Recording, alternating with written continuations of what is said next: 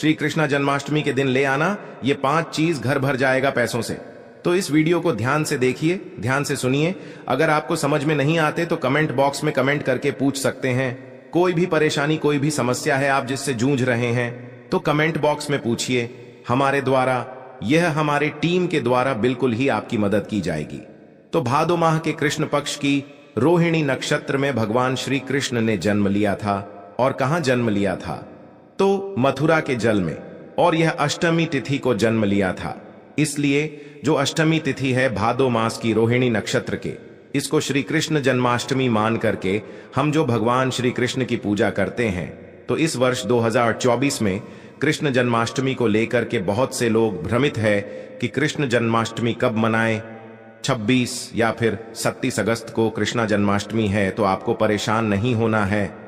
तो आइए इस वीडियो में जानते हैं। तो दोस्तों, जो 26 अगस्त दोपहर 3:37 में यह भाद्रपद माह के कृष्ण पक्ष की जो अष्टमी तिथि है वह शुरू होगी।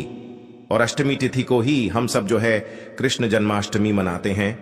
और इसकी जो समाप्ति होगी वह दोस्तों 27 अगस्त को 4:14 में समाप्त होगी। तो 26 या फिर 27 अगस्त को कृष्णा जन्माष्टमी मनाए। तो जितने भी गृहस्थ साधक है, जैसे कि हम सभी लोग जितने भी गृहस्थ साधक हैं, 26 अगस्त को इस वर्ष 2024 में कृष्ण जन्माष्टमी मनाएंगे। और जो साधु संत सन्यासी वैष्णव संप्रदाय के लोग हैं, साधु संत हैं, सन्यासी हैं, ऐसे लोग 27 अगस्त को कृष्ण जन्माष्टमी मनाएंगे। क्योंकि दोस्तों, रोहिणी नक्षत्र जो 26 अगस्त को ही है, रोहिणी नक्षत्र जब लगे तब हम सब लोग जो है कृष्ण जन्माष्टमी मनाते हैं। और पूजा करने का जो शुभ समय रहेंगे दोस्तों, वह भी मैं आप लोगों को थोड़ा सा बता दूं कि आप कितने समय पूजा कर सकते हैं। कृष्ण जन्माष्टमी के दिन तो दोस्तों रात्रि 11:57 में जो पूजा करने का शुभ मुहूर्त शुरू होगा, जिसकी समाप्ति तिथि रहेगी वह 12:42 अर्थात 46 मिनट का आपको कुल समय रहेंगे। इस समय आप जो पूजा करते हैं, भगवान श्री कृष्ण अति शीघ्र प्रसन्न होते हैं। तो ऐसी कौन सी चीज है जिस समय श्री कृष्णा जन्माष्टमी के दिन घर में खरीद करके नहीं लाना चाहिए, जिससे हमारे अध्यात्म में उन्नति हो, हमारे घर धन दौलत से परिपूर्ण बने रहे। जिस तरह धनतेरस तिथि होता है, उस दिन बहुत सा सामान घर में ला करके रखने से हमारे घर में धन दौलत की बरकत होती है। आपने देखा होगा जो धनतेरस है, इस दिन धनिया का बहुत ही ज्यादा महत्व होता है। धनतेरस तिथि के दिन कोई भी व्यक्ति अपने घर में धनिया खरीद करके लाते हैं और उस धनिया का छिड़काव पूरे घर में करते हैं। यह उस धनिया को पूरे घर में छिड़कने के बाद उसे मिट्टी में डाल करके बो देते हैं। जैसे जैसे उस धनिया को खाना शुरू करते हैं तो व्यक्ति की अध्यात्म उन्नति होना शुरू हो जाते हैं। व्यक्ति के घर में धन दौलत तेजी से आना शुरू हो जाते हैं। ठीक उसी तरह श्री कृष्ण जन्माष्टमी के दिन भी कुछ ऐसे वस्तु हैं जिसे घर में ला करके रखा जाता है, घर में ला करके खाए जाते हैं, घर में ला करके भगवान श्री कृष्ण को चढ़ाए जाते हैं। तो आज मैं आप लोगों को 5 ऐसे वस्तु के बारे में बताऊंगा जिससे श्री कृष्ण जन्माष्टमी के दिन कोई भी व्यक्ति, ध्यान से, श्री कृष्ण जन्माष्टमी के दिन कोई भी व्यक्ति इसे ला करके भगवान श्री कृष्ण को समर्पित करते हैं। तो ऐसे व्यक्ति के साथ माना कि दरिद्रता, ऐसे व्यक्ति की कैसा भी परेशानी चले, बुरा समय चले, सारी की सारी परेशानी को भगवान श्री कृष्ण स्वयं हर लेते हैं। आप भी अगर भगवान श्री कृष्ण को मानते हैं, भगवान श्री कृष्ण के प्रति आपकी आस्था है, तो कमेंट बॉक्स में जय श्री कृष्ण सदा सहाय जरूर लिखना। और हां, वीडियो में आगे बढ़ने से पहले अभी तक आपने हमारे वीडियो को लाइक नहीं किया है तो लाइक कर देना। और इस वीडियो को अपने फायदे के लिए पूरा ध्यान से देखना, ध्यान से सुनना, क्योंकि जो जानकारी आप लोगों को बताने जा रहे हैं, समझाने वाले हैं, वो शायद ही कोई देगा। तो श्री कृष्ण जन्माष्टमी के दिन कौन सी ऐसी चीज है जिसे हमें घर में ला करके रखना चाहिए, जिससे भगवान श्री कृष्ण की कृपा हासिल हो। भगवान श्री कृष्ण को संसार के धन का धनपति कहा जाता है। जी हां मित्रों, जो धन देने का अधिकार केवल लक्ष्मी माता को है, परंतु किसके भाग्य में किसे कितना धन देना है, यह अधिकार भगवान श्री विष्णु जी को है। और विष्णु जी ही भगवान श्री कृष्ण के स्वरूप है। भगवान श्री कृष्ण आज भी अवस्था में आपने देखा होगा, जगन्नाथपुरी में भगवान श्री कृष्ण के हृदय रखे गए हैं। जो जगन्नाथपुरी है उसमें भगवान श्री कृष्ण के हृदय रखे गए हैं। भगवान श्री कृष्ण आज भी जागृत अवस्था में है, जागृत रूप में है। और आपने देखा होगा वृंदावन में जो नंदन वन है वहां पर भगवान श्री कृष्ण आज भी रास रचाते हैं। तो इस वीडियो को ध्यान से देखिए। जन्माष्टमी के दिन यह चीज आप जो अपने घर में जरूर लाइए, बिल्कुल ही आपके घर में भी धन दौलत से परिपूर्ण बनेंगे। आपके जीवन में जो परेशानियां चल रही हैं वह इस चीज को लाने के बाद समाप्त हो जाएंगे। इस चीज का अपना महत्व है। इस चीज को लाने से पहले सर्वप्रथम आपको अपने घर को सादे साफ पानी से धो लेना है। फिर आपको अपने घर को एक बार गंगा जल से पूरी तरीके से छींटे मार देना है। अपने घर को पवित्र करना है। फिर इस वस्तु को आपको लाकर के भगवान श्री कृष्ण को समर्पित करना है। तो आपको लाना क्या है? पहला वस्तु है मित्रों, वह है शहद। जी हां, जो शहद है यह भगवान श्री कृष्ण को अत्यंत प्रिय है। ध्यान से सुनिए, भगवान श्री कृष्ण को अत्यंत प्रिय है शहद। तो शहद जो है देवी देवताओं को भोग में लगाते हैं।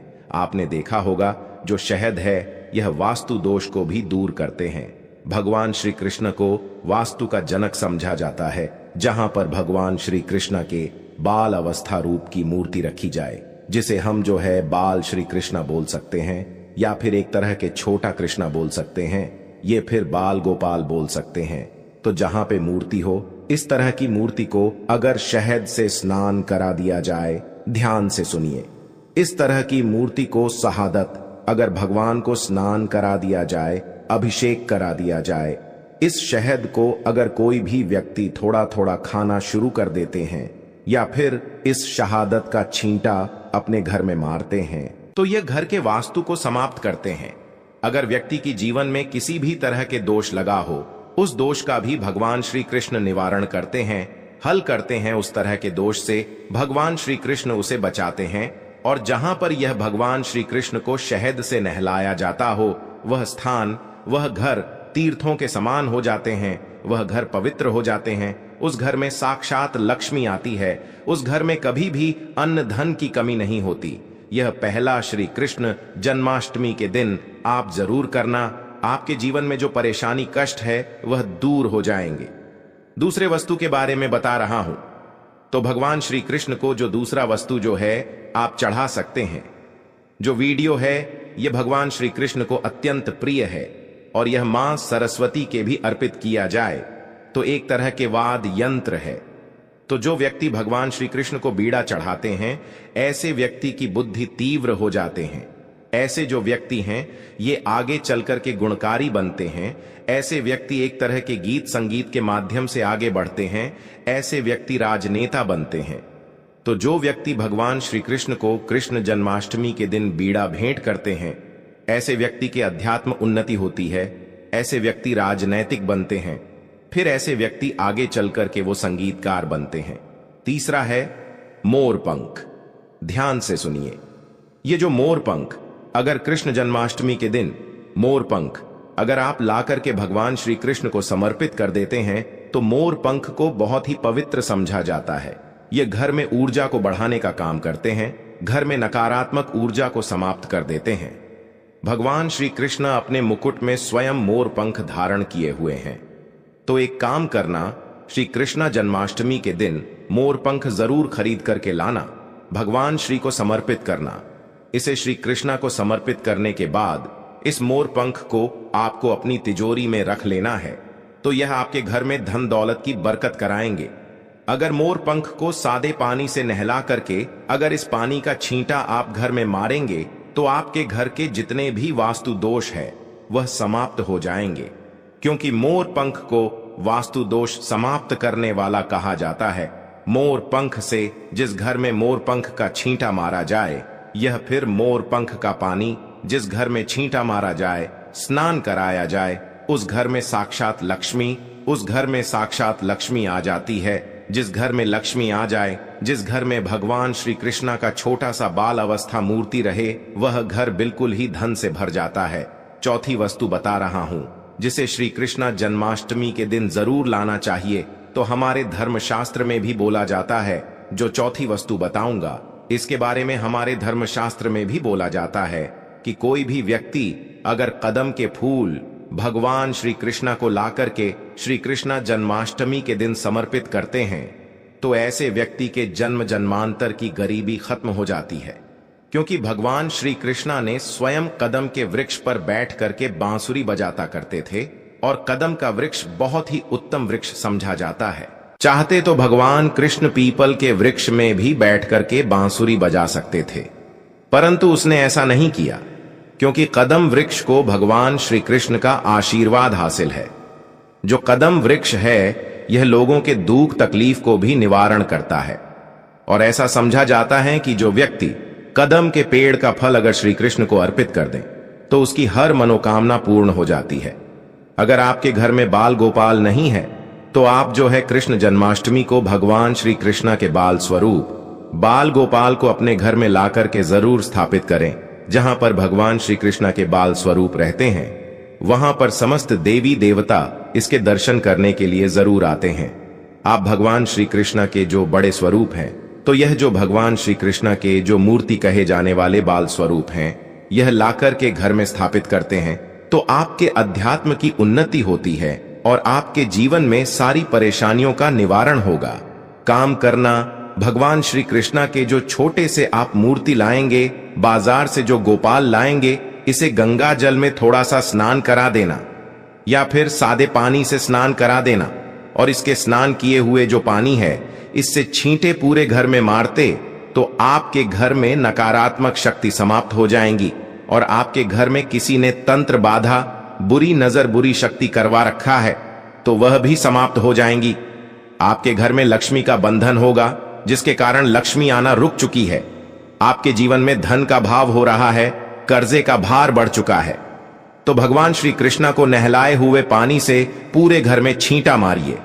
आपके घर कुछ दिनों के भीतर में धन वैभव से परिपूर्ण बन जाएंगे और देखते ही देखते आप अपने घरों के आसपास में रहने वाले जो पड़ोस है, घर के आसपास में रहने वाले जो लोग हैं, उससे ज्यादा धनवान बनना शुरू हो जाएंगे।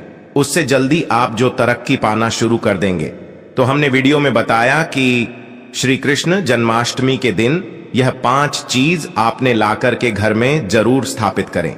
5 में से 5 चीज नहीं ला पाते तो भी एक चीज लाकर के अपने घर में स्थापित करें, इससे लक्ष्मी की कृपा हासिल होगा, भगवान श्री कृष्णा की कृपा हासिल होगी और देखते ही देखते आपके घर में जो धन दौलत से परिपूर्ण बन जाएंगे, आपके घर में किसी भी वस्तु का अभाव नहीं होगा। वीडियो समाप्त करने से पहले कमेंट बॉक्स में जय श्री कृष्णा सदा सहाय करें जरूर लिखे। तो यह जानकारी कैसी लगी हमें कमेंट करके जरूर बताना। मेरे वीडियो को टाइटल में देख ही चुके हैं कि घर में रखे मूर्ति का प्रतिमा आता है। दोस्तों, धन्य धन की वृद्धि आता है, सौभाग्य। हां मित्रों, हम सजावट के लिए अपने घर में बहुत सारे मूर्ति रखते हैं, परंतु इनके बारे में हमें पता नहीं होता। सजावट के लिए हम बहुत सारी चीजों को रखते हैं, वस्तुओं को रखते हैं घर में, परंतु दोस्तों कुछ ऐसी मूर्तियां होती हैं जिससे वास्तुशास्त्र में बेहद ही शुभकारी समझा गया। मूर्ति को रखने से घर में धन की वृद्धि होती है, सौभाग्य की वृद्धि होती है। घर में अगर किसी भी तरह के नकारात्मक ऊर्जा हो, उसका नाश हो जाता है। तो अगर आप भी अपने घर में चाहते हैं कि धन की वृद्धि हो, तो यह मूर्ति अपने घर में रखना शुरू कर दे। इससे घर में